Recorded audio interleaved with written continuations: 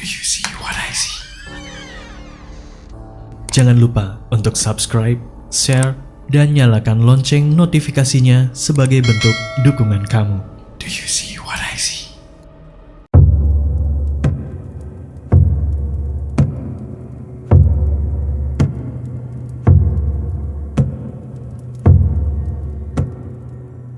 Halo semuanya, apa kabar? Semoga kalian baik-baik saja. Jadi kejadian ini sekitar 13 tahun yang lalu ketika usia saya masih 6 tahun. Nah, jadi waktu itu tuh saya tinggal bersama nenek saya. Nah, untuk pertama saya akan menjelaskan tata letak rumahnya dulu.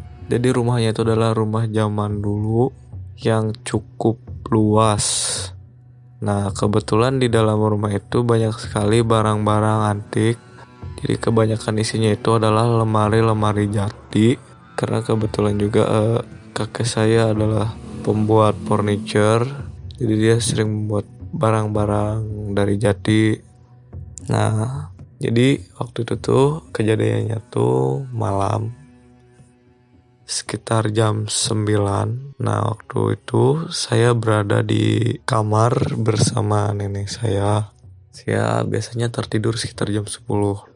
Nah, ketika akan tidur, saya biasanya dibacakan dongeng dan cerita-cerita.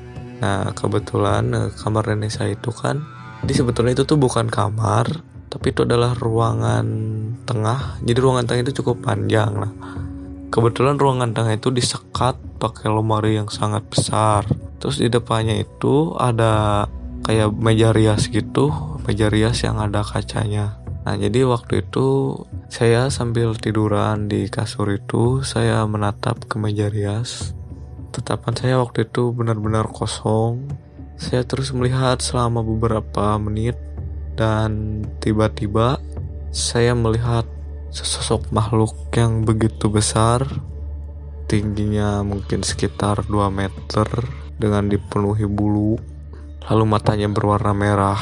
Dia seperti akan menerkam saya dengan tanduknya yang begitu panjang dan gigi taring. Dia seperti meraung-raung. Lalu setelah itu saya pun bertanya kepada nenek saya, "Mih, itu apaan? Kok ada makhluk gede banget?" Terus nenek saya pun hanya menjawab, "Mana? Gak ada apa-apa." Mungkin nenek saya juga tidak percaya karena waktu itu saya juga masih kecil. Jadi mungkin hanya dianggap berhayal.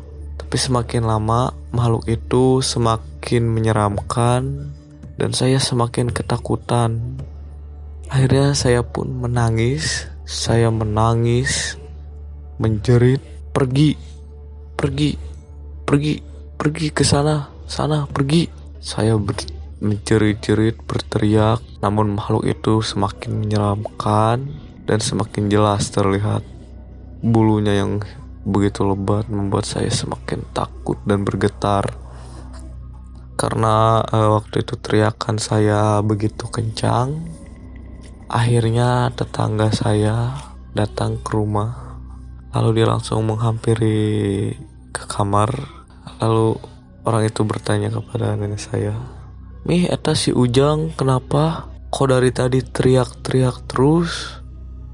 Ini katanya, "Gak tahu, tadi dia lihat makhluk yang serem. Terus tiba-tiba dia nangis ngejerit-jerit. Kayaknya dia kerasukan atau gimana, gak tahu." Setelah itu tetangga saya itu memanggil Ustadz. Setelah berselang beberapa lama kemudian, Ustadz itu datang menghampiri saya.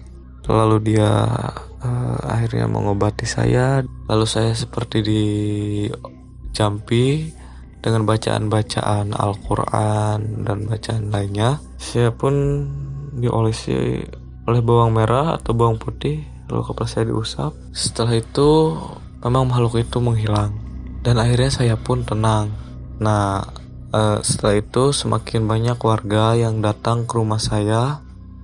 Ada sekitar 10 orang atau lebih berkerumun. Mereka menenangkan saya ya waktu itu masih sangat kecil, sangat belia, bahwa itu tuh cuma hayalan, itu tuh gak nyata. Namun tiba-tiba setelah saya sudah mulai tenang, makhluk itu kembali terlihat. Tapi tidak terlihat sosoknya secara langsung, tapi dia ada di dalam kaca itu.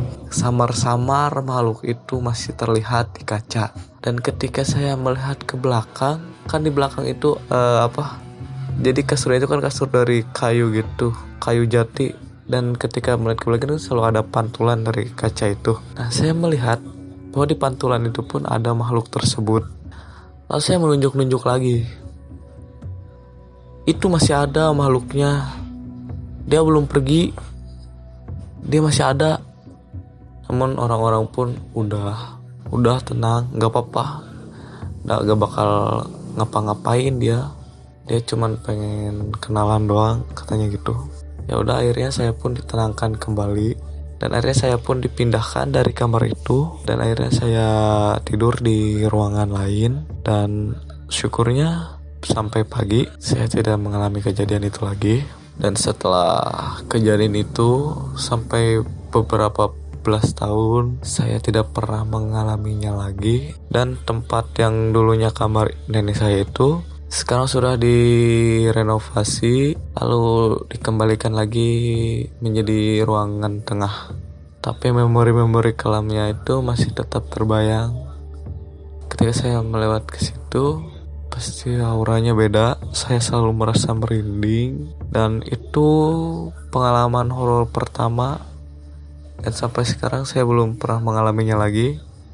Sekian pengalaman saya, semoga bermanfaat buat kalian.